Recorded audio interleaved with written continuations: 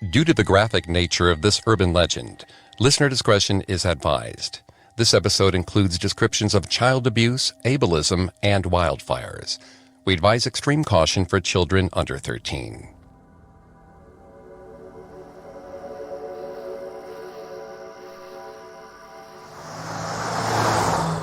You hadn't meant to leave Los Angeles so late. And then, of course, you hit miserable traffic on the 101. Luckily, your friends checked into Camp Comfort already, so all you had to do was speed north. But darkness is descending, and the road signs are more and more infrequent. It's just you and the lonely glow of your headlights on the winding road. Then you just barely miss your turn off. You hurtle across a 2-lane bridge and pull a U-turn, but just as you're about to head in the opposite direction, you see a shape standing in the middle of the road. He looks like he's melting. His skin is shiny red in the glare of your headlights, as if his flesh was ripped away by flames. Yet you catch the slight glow of ember under his skin. As he walks towards you, cinders fall from his form. The heat is nearly unbearable, turning the car into an oven. You try to reverse to get away, but the steering wheel is too hot to touch. Then, the smell of gas floats softly to your nostrils. But the moment you recognize it, your fuel tank ignites.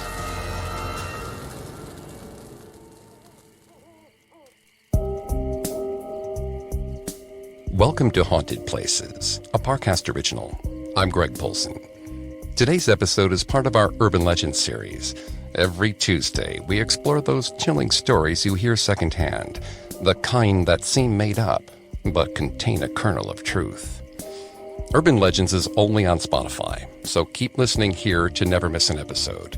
But don't forget to come back each Thursday for a classic episode of Haunted Places, covering yet another ghost-filled locale. You can find episodes of Haunted Places and all other Parcast originals for free on Spotify. To stream Haunted Places for free on Spotify, just open the app and type Haunted Places in the search bar. Today's urban legend comes from a local campfire tale. The forests surrounding Ojai, California, are home to beautiful views and pristine nature. But they also hide a dark secret, a burn victim turned supernatural creature known as the Char Man. Little is known about how he is summoned or why he chooses to target certain passersby, but if you stand on Creek Road Bridge in the dead of night, you might see him. Or he might see you. Up next, we head into the woods to look for the mysterious Char Man. Ojai, California is a strange place. Located just 90 minutes from Los Angeles, it's become a popular celebrity retreat over the years. But Ojai also clings desperately to its small-town roots, so much so that the city banned chain stores in 2007. However, the town is most well known for its spirituality and wellness roots, as well as its picturesque natural surroundings. And it's those surroundings that supply the backdrop for a local legend that has frightened Californians and tourists for over 50 years. Born from the shared memory of past wildfires and a fear of those who are different, the so-called Char Man is a serial killer urban legend with an incendiary twist.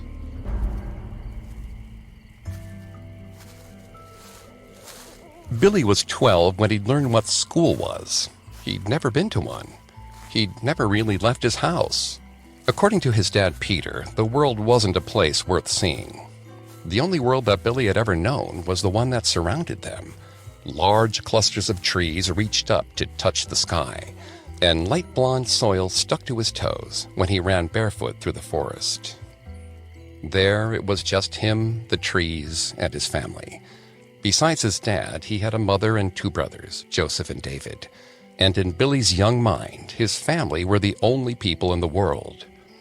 They lived in a small cabin his father had built, but Billy much preferred to venture out into the woods than sit at home. As he got bigger, he walked further and further, only turning back as the sun was getting low. It was on one of these trips where he met Sam. Sam had a big brown truck with green trees on it, because he was a forest ranger. It seemed like a very good job for Billy once Sam explained it to him. But Sam told him he would have to go to school first. When Billy asked him what school was, Sam laughed for a moment. Then he realized Billy was serious. Sam told him that all children went to school, even though many didn't like it. Billy couldn't understand why they wouldn't. It sounded like the most interesting place imaginable. Later that night, after he came home, Billy asked his dad why they didn't go to school. They were certainly old enough. Peter told him there were more important things to learn, things the outside world had left behind. It was a good answer, Billy supposed, but he couldn't get the idea of school out of his head. For the next few months, Billy begged his father to let him go to school. His persistence made his dad angry, and more often than not, he took that anger out on Billy. But Billy didn't care, not this time. He was tired of living his life his dad's way. He made a plan to sneak out in the middle of the night. Then he'd just walk into the woods until he found Sam again and could go to school on his own. Billy kissed the tops of his brothers' heads as they slept. Then he waited for the house to go quiet. But his father never went still. Billy could hear him rolling about in bed, muttering. Billy told himself it would just be a little longer. Then he fell asleep.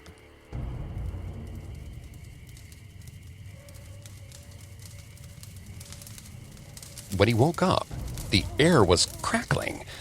It wasn't the right season to light the fireplace, but sometimes his mother got cold in the mornings. In his half-awake brain, he struggled to make sense of what he was seeing. It should have been easy for him to put it together. The crackling air, the red and orange glow, the sweat dripping down his face. Instead, he stood there blinking until he felt Joseph's small hand pushing at him. He turned toward his little brother and lost his breath. Part of Joseph's face had been burned away. His mouth gaped open in an ear-piercing scream as fire climbed up his flannel pajamas. Billy wrapped him in a blanket to smother the flames and scooped him up, holding him tight to his chest. He searched the room for David, but he didn't see him anywhere. Billy's throat was scratchy and dry as he screamed for his littlest brother. David had just learned to walk, and sometimes he wandered into the living room at night. So Billy yanked open the bedroom door and walked straight into hell. His father made them read the Bible every night. He knew what it meant when the sky rained ash and the smell of burning flesh permeated the air. His house had been turned into the infernal pits of damnation. Billy's mother emerged from the smoke like a specter, crawling toward him. Large plumes of black smoke came out of her open mouth as she coughed and spasmed. He called out to her, but she couldn't hear him. Billy put Joseph down. He leaned down to his mother's level and shook her gently. She looked up at him with red-rimmed eyes and pulled him close. He told her they needed to go, but she asked about David. Where was her baby? Billy didn't have an answer. Her eyes widened in understanding. She rushed to her feet and ran for the bedroom. Billy didn't have time to stop her, to explain that it had been consumed by fire. Billy grabbed Joseph's hand. They made it 2 steps before they heard the crash.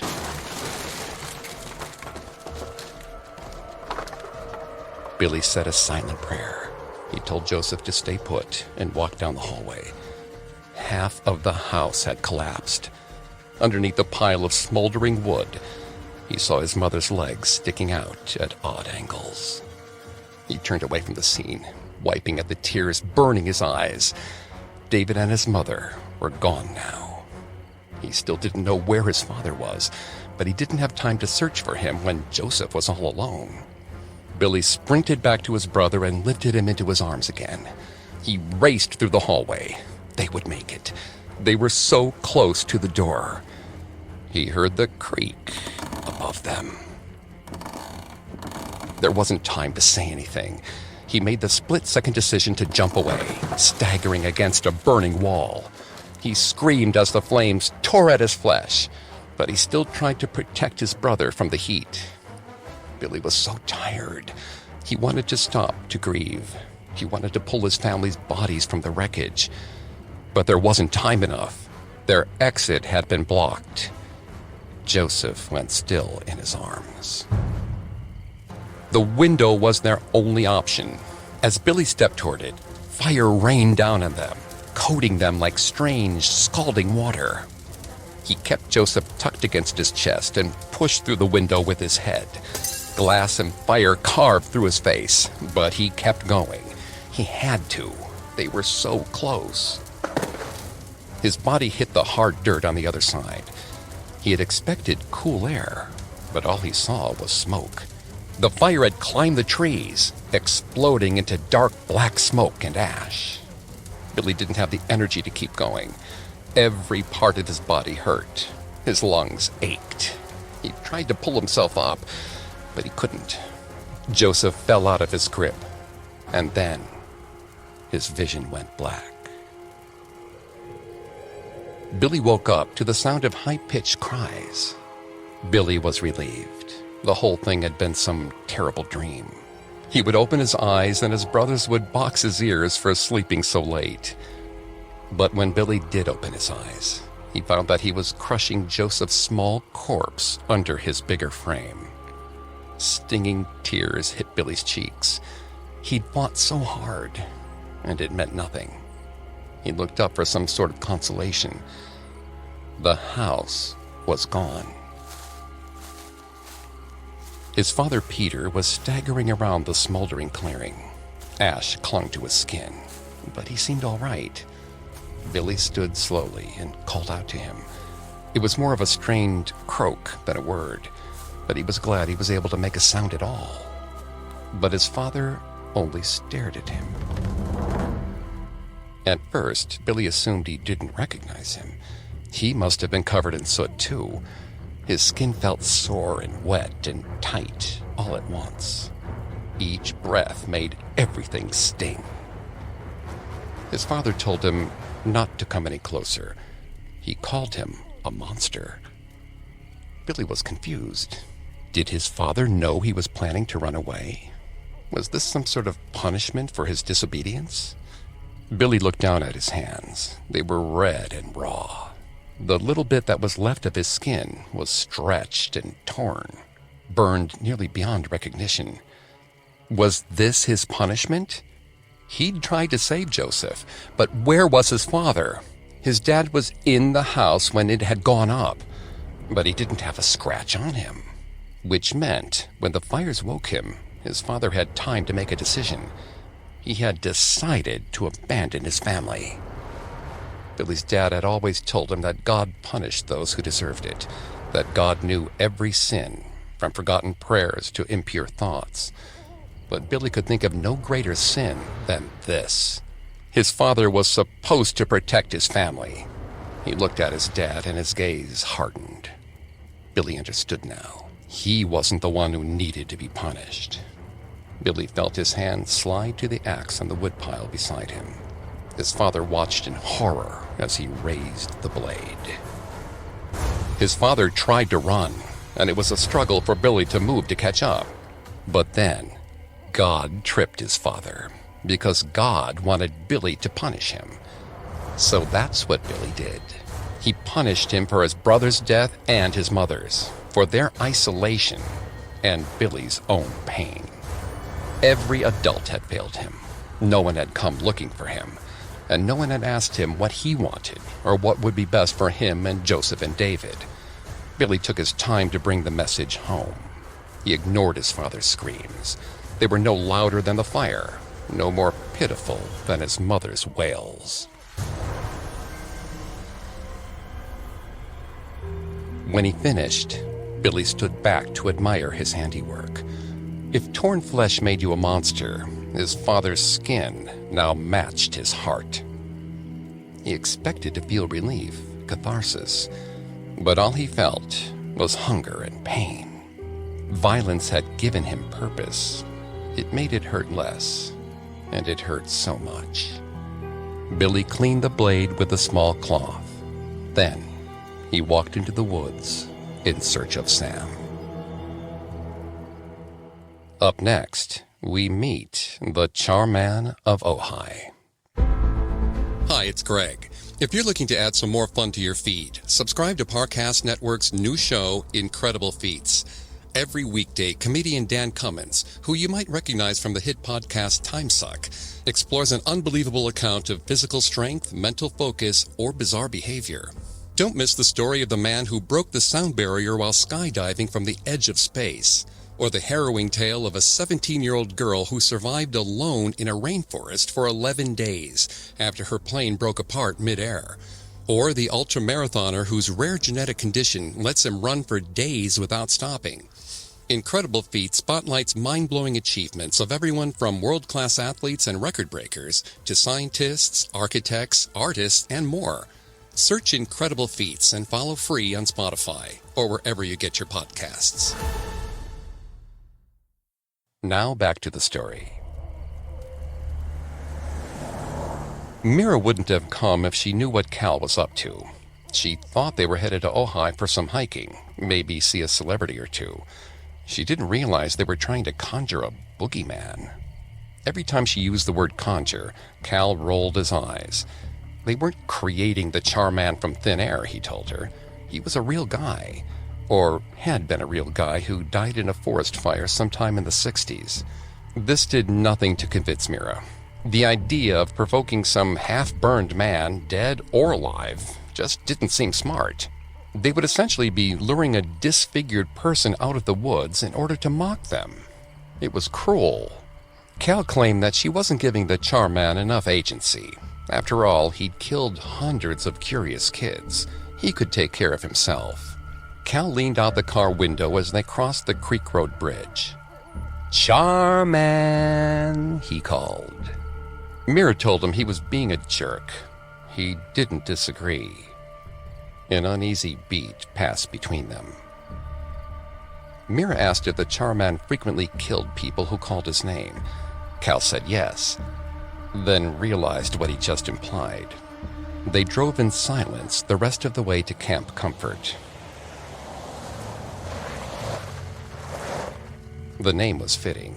It was a nice campground with plenty of flat land and a recreational clubhouse. Mira asked Cal to set up the camp stove and get to making turkey burgers while she tackled the tent on her own. She was working at her engineering degree. A tent was child's play to her. As he cooked, she teased him that at least they'd be meeting their death with full stomachs. The idea of dying hungry was just too sad. Cal's smile stretched over half of his face. Mira smiled back. She could do this for him, even though she thought it was stupid. They could talk through the ableism of the whole legend when they weren't going to have to spend several hours in the car afterward. Once the tent was set up and the air mattress was inflated, Mira set up some camping chairs. Then Cal served them a hearty meal of burgers, chips, and green beans. They watched the sunset together, neither of them feeling the need to pull out their phones and take a picture. The campground was beautiful, and Mira was grateful to get away from society for a little while. But Cal insisted they go back to Creek Road Bridge the next day to summon the Charman. For real this time. The idea made Mira shudder. Maybe, she thought, she could get Cal to forget the Charman idea entirely. But she couldn't forget it. She'd never been particularly suggestible, but sitting out in the woods in the dark made the story feel so much more plausible. As they climbed into their sleeping bags for the night, she asked Cal if he really believed in the monster or the person or whatever he was. Cal just chuckled and told her everything would be fine. She nuzzled into his arms and closed her eyes, letting his warm breath on her ear carry her to sleep. Mira woke up to the smell of fire. Small flecks of ash glittered through the nylon, backlit by soft light. Mira brought her hand to the wall of the tent and felt the heat emanating off it. She pushed against Cal to wake him, but he just made a small grumble and turned over. So she pushed him a little harder, but he still wouldn't rouse. She knew leaving the tent to investigate would be a bad idea. It was a campsite. Plenty of people had fires. But soon, the smell of burning plastic filled the air. Mira covered her nose with her t-shirt, looking for the source. Then she saw it. One perfect handprint was burning a hole into the nylon door of their tent. The Charman had come to pay them a visit. Mira screamed. She knew she needed to run, but terror kept her in place. But then she felt Cal's arm against her and snapped into action. She jostled Cal and whipped out her pocket knife to carve the tent open on the other side. But it wasn't ripping fast enough. Behind her, she could feel the heat of the burning nylon flap as it fell away. She saw a flash of something red and mangled before she turned back to her side of the tent. She pulled Cal toward her, but he barely stirred. There was no time to find out. She tried desperately to cut them free as screams filled her ears. She wasn't sure if it was her or him or the horrible thing that was attacking them, but she kept her eyes focused on her blade. Mira sawed her knife faster against the material, and soon she'd created enough of a rip that she could start pulling. She tumbled through the small opening and turned back to pull Cal through. She let go of his hand in shock. Half of Cal's skin had been stripped away, along neat, almost perfect lines. What was left looked like the pattern of some horrifying stuffed animal. Mira tried to grab his hand again, but he wailed in pain as her fingers caught the exposed nerves where his skin used to be. She stumbled backwards into the dirt, and that's when she saw him. Looming over Cal was a monster that was more flame than man. It peeled the skin from his body like he was a ripe banana. Mira pulled away, mind racing, unsure if she should leave or fight or cry.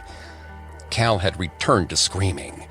She couldn't imagine any sound worse. But then he stopped, leaving just the crackle of flames. Only in that strange half-silence did she realize that the entire campsite was on fire. Mira got to her feet and sprinted into the woods. Smoke seeped through the thin t-shirt she'd pulled over her face, and the underbrush cut up her feet, but she couldn't stop. The screams died out as she ran. When she finally reached the highway, it was empty. She was alone. Mira stumbled to a stop. She pulled her t-shirt down from over her mouth and sucked in the crisp night air. The tears started to come as the reality of Cal's death hit her like a freight train. She moaned. She cried. Her breath came in shallow gasps. She wheeled around, searching for help. Then she saw the campground and froze. There was no blazing inferno. There was no light at all. How could it have disappeared so quickly? Mira wheeled around, trying to get her bearings. She was on some sort of two-lane bridge, the woods stretching out before her. Then, the air around her changed. The scent of fresh tree growth was replaced by stale smoke. Mira pulled her t-shirt back up over her nose. When she turned, her heart nearly stopped. A figure stood not 10 feet from her in the moonlight. His long form nearly glittered with gore. Deep burn scars ran across the pieces of him that were still intact, like pulsing veins. Then, he ignited in front of her eyes. He was something out of a fever dream, but all too real. A man made of flame. Fire had been such a comfort for every single festival of her childhood, for Shiva and Rama and Ganesh. How cruel for it to appear this way now. She had no phone or shoes. Cal was dead, and no car was speeding down the highway to save her. She could try to run away from her fate, or she could face it head on. If she had to die, she wanted to be the one deciding to burn. Mira asked the gods to forgive her for Cal's death. Then, she ran toward the Charman. The heat was searing as she got closer, like the largest bonfire she'd ever seen. Still, she urged herself forward. But when she reached the very edge of the crackling flame, he vanished. She was alone on the bridge. The night was still and quiet. The only hint he'd been there at all was the scent of seared flesh, still lingering in the air.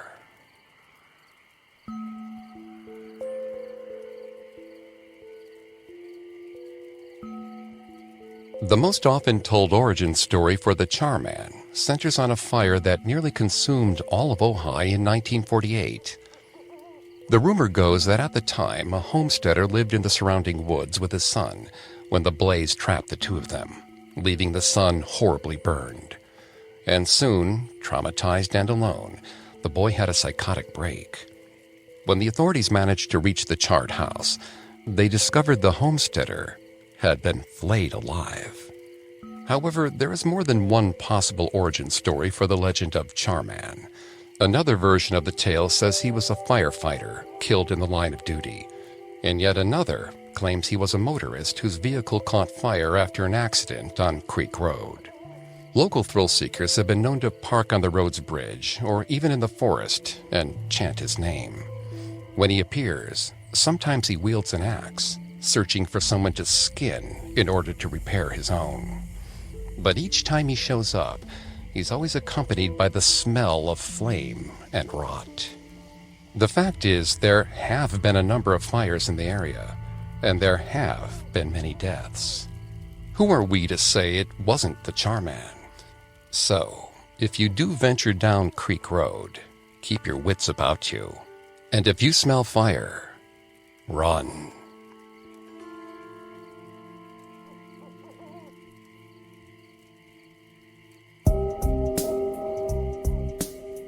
Thanks again for tuning into Haunted Places. We'll be back on Thursday with a new episode. And don't forget to come back on Tuesday for our Urban Legends series, available only on Spotify. You can find more episodes of Haunted Places and all other Parcast originals for free on Spotify. Not only does Spotify already have all of your favorite music, but now Spotify is making it easy for you to enjoy all of your favorite Parcast originals, like Haunted Places, for free, from your phone, desktop, or smart speaker. To stream Haunted Places on Spotify, just open the app and type Haunted Places in the search bar. Until next time, don't believe some of the things you hear.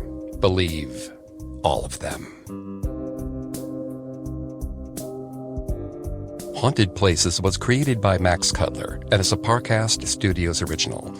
Executive producers include Max and Ron Cutler. Sound design by Kenny Hobbs, with production assistance by Ron Shapiro, Carly Madden, and Aaron Larson. This episode of Haunted Places was written by Lil D. Ritter and Jennifer Richey, with writing assistance by Greg Castro. I'm Greg Polson.